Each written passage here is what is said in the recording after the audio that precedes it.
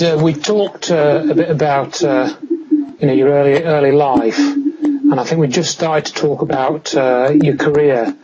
And I understand that the first thing that you actually did was working as a machinist, and you were actually making bombs for the US Air Force, and that was at RG Laterno Industries. So how long were you doing that for then, roughly? Started the summer after my graduation from high school, 1966, which was a very lucrative job. I mean, to be a machinist apprentice at my age at 18, I mean, it paid extremely well. Yeah. As most defense contracting does, plus machinists got top dollar back then. So I did that the full summer of 66, and then part-time until I went in the service the following May. Yeah. Okay. And then, and was that when you went for the training for the pararescue, or was there something else in between? I went through basic training at Lackland Air Force Base in San Antonio, Texas. Yeah. And during that process, special teams would come around and brief the recruits, such as they were looking for people for combat control. Those were guys pretty much like Rangers, because where a lot of the training the SEALs go through, but they're not, near as extreme as the SEALs. And they drop them down behind enemy lines to set up strike zones. And then the pararescue team came in and briefed on that. And since I'd been on a swim team and skied, and I didn't have a problem with water or swimming or running, because I actually just had played football, so I was in really good shape. And I tried out for pararescue, the running, the swimming, all the different things you have to do to qualify, and the tests. And so I qualified for pararescue, got my orders to Fort Benning.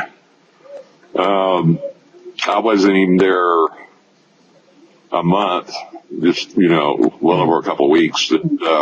I'd busted my ankle, and they pulled me out of school and recycled me, what they call it. And I ended up at Keesler Air Force Base and airborne electronics.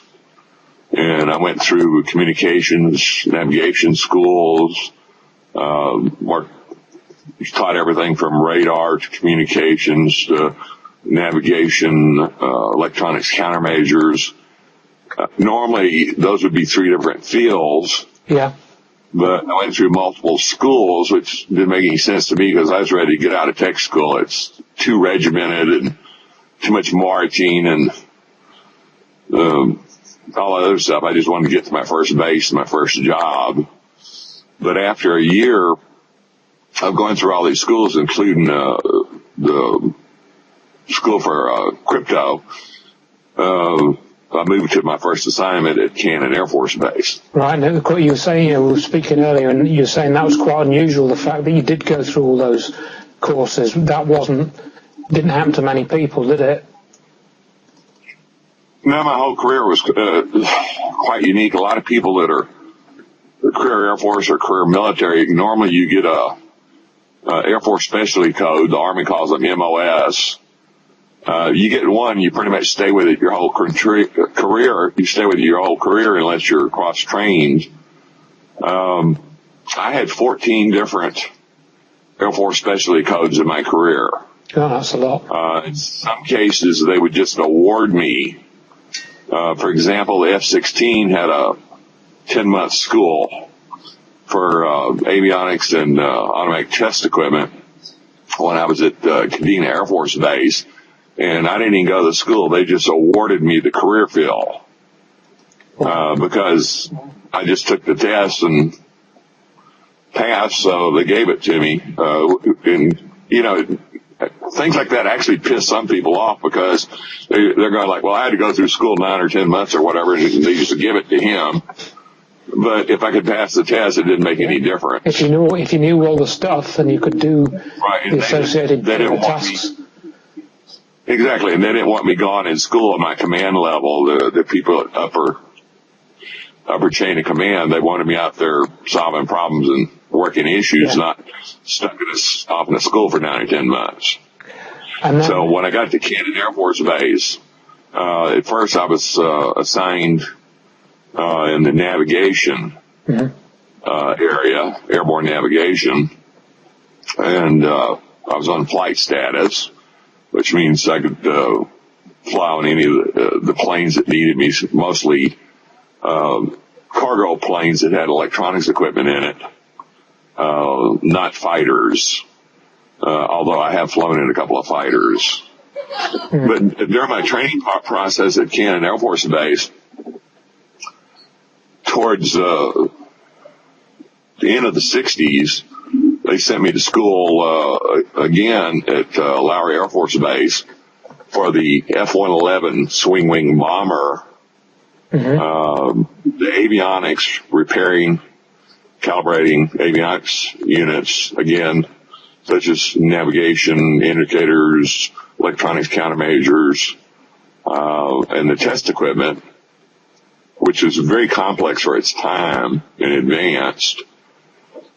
And I went back to Cannon Air Force Base and started working in that area.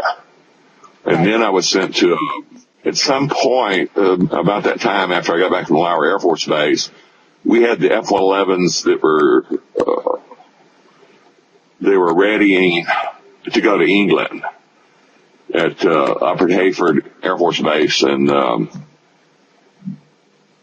I can't remember the other base right now off the top of my head. Okay. But it was very classified that they had the equipment on board the F-111s to be able to drop nuclear weapons. I see.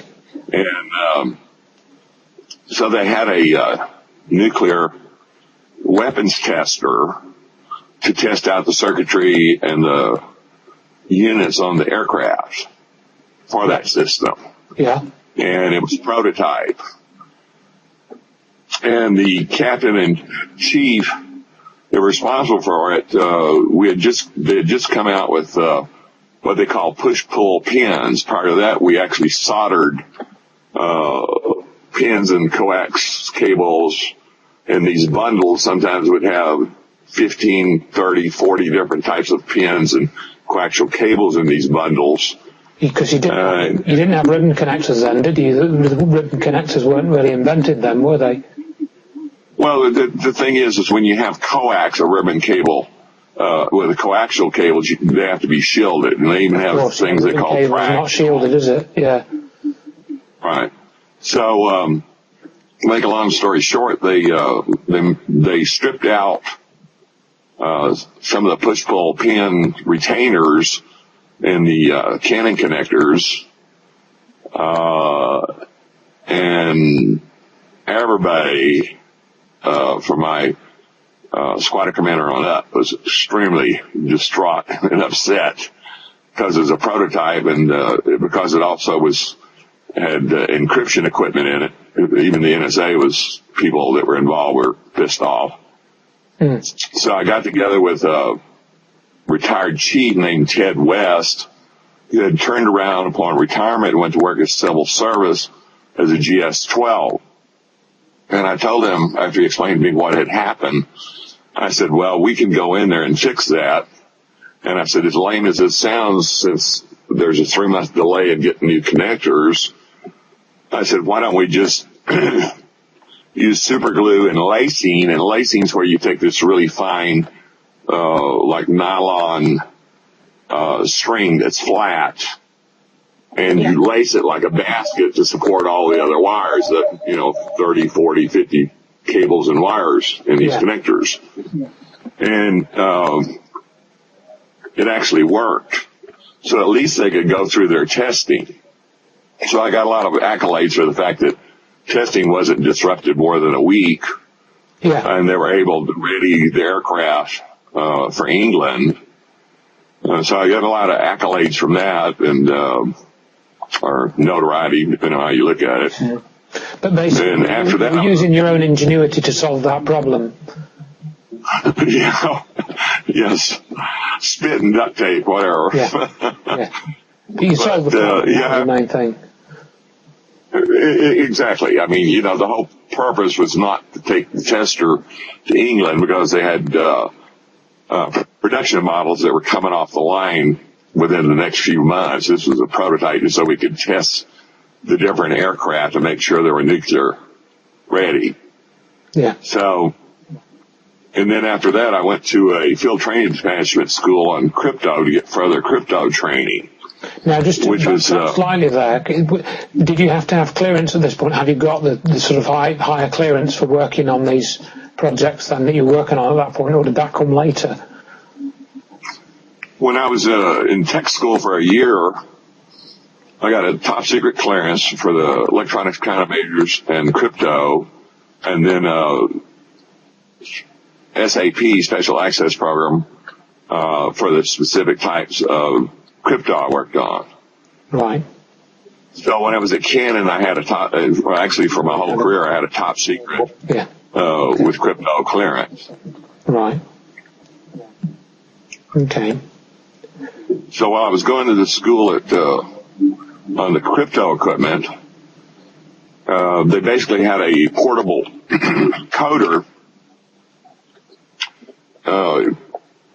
not as wide as a loaf of bread, maybe 10 inches long, and it had all these sliders that had rods coming out the end of it, like 32 rods or whatever, and you slide in the code, A through Z, for each rod, and then the code of the day, as they called it, the crypto code of the day for the aircraft and their missions, and you'd go out and plug the codes into the aircraft to the IFF unit, which is identification friend from foe, and the mode 4 was encrypted, so that when an aircraft was in the skies, in their transponders, our friendly aircraft, the transponders would all identify each other through this crypto code as being a friendly aircraft. Yeah. So, as we're going through this class, I told the instructor, I said, well, how hard is it to break one of these codes? And he said, oh, like 1 in a million or whatever. Yeah. And I said, well, I bet I can make up a code and get it to work on the test unit. And of course, everybody in this class laughed at me and making fun of me. And so he said, okay, here, put in a code. So I put in this code with all these rods and, changing the length of them for the different letters. And they plugged it in and it worked. And he says, hold on a second. And he went and got his boss. And the boss came back and he says, he cleared it out to zero, everything back to zero. And he says, put in a code and let's see if it'll work. So I put the same code in I'd used before, and it worked. Well, that started a lot of ruckus. And it was a prank, basically, because what they had was they had like 10 or 20 test codes in the classified instruction manual. And what I did was I used the different letters and the 32 codes to make up sentences. Yeah. So I was basically putting the first letter of each word from the different sentences I made up in my head because I could remember them. Can you remember what motivated you to do that? What was it just that you literally wanted to play a prank on them and you knew that you could do this, and so you thought, right, I'm going to just have a laugh with them? Was it just for that, or did you? I guess part of it was a prank because in the military everybody's always kidding around or playing jokes on each other. That's one way of keeping your sanity. Yeah. There's been lots of military shows where people are always pranking or pulling jokes on people, and it was that, and I was just curious if I could actually remember 32 codes. And I was going to tell them, and what I did until the chief and then the captain of the school came in, and they seemed very upset. So I wasn't about to admit I'd pranked them. And then, so I finished the school that week. I go back to the avionics squadron.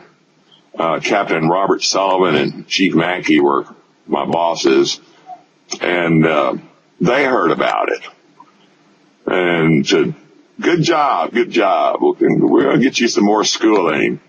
And then a couple of weeks after that, this guy, they said, well, this guy, I don't remember, they said from the Pentagon or Washington, D.C., this guy in a suit shows up, and they pull me in Captain Sullivan's office. Yeah. And he says, I want to know how you broke our code. Well, I knew I was going to get busted or court-martialed or something, man, if I told him the truth. So I basically said, well, it was kind of intuitive. It just came to me.